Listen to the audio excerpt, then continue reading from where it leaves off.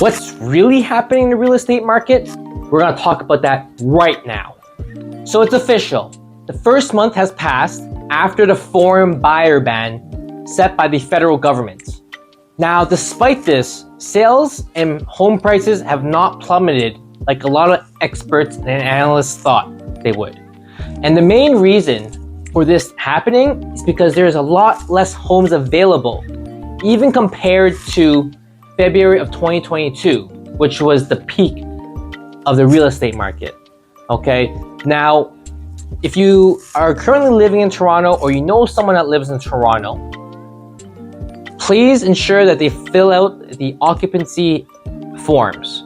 Okay, essentially what this is that the city of Toronto wants to ensure that homes are not being vacant for more than 6 months.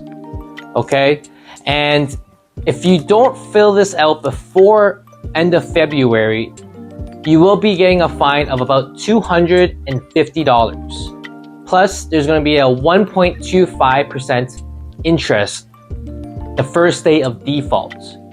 On another note, the Bank of Canada has raised rates by 25 basis points, which is the 8th consecutive interest rate hike. Okay, now the good news is that the inflation has come down to 6.3% in December from 8.1% in June. And it is expected that inflation will continue to come down.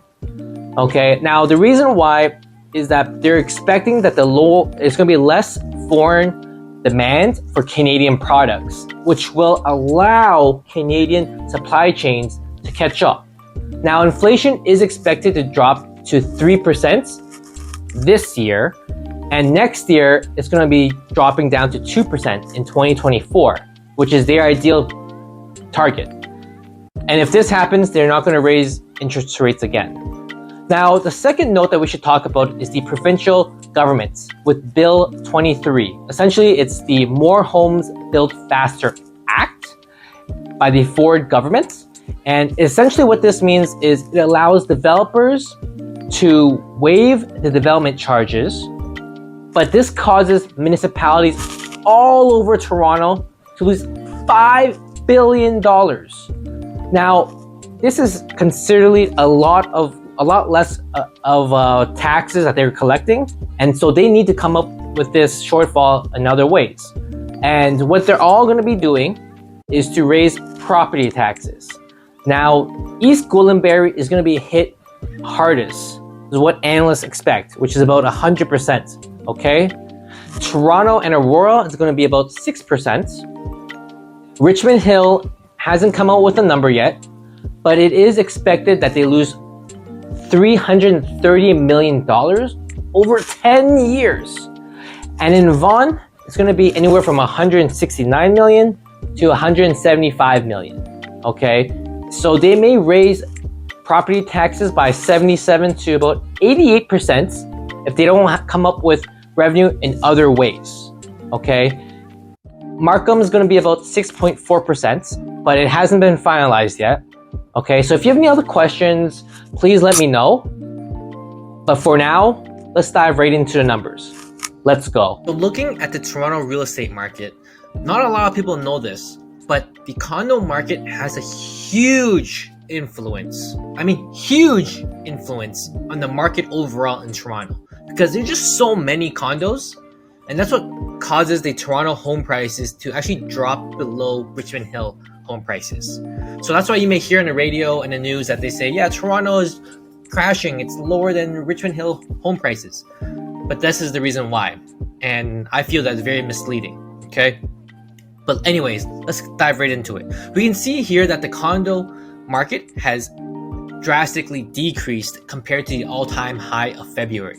Back then, there was over 2,100 sales of condos. Now there's 604. All right, but if you look at the detaches, there are more homes that sold on a month-to-month basis, from 310 homes to 318.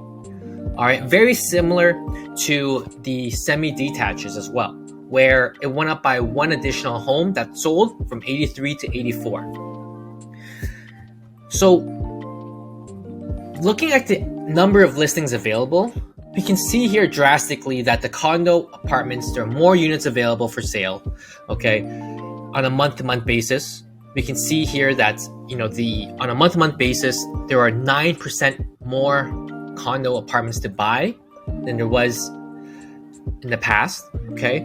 If you compare the condo apartments, though, since the beginning, January of 2020, it's over double, okay? 1,246 condos were available back in January 2020. So you can see there's a big change.